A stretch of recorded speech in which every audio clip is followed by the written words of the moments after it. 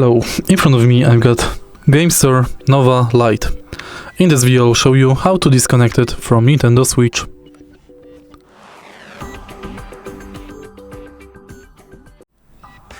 As you can see, the controller is currently connected.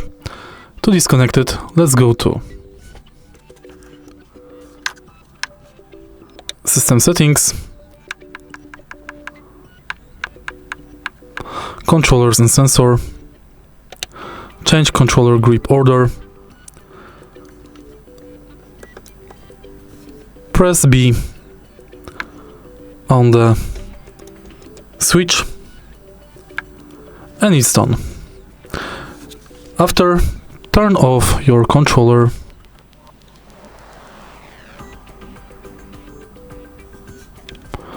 If you find this video helpful, please leave like, comment and subscribe.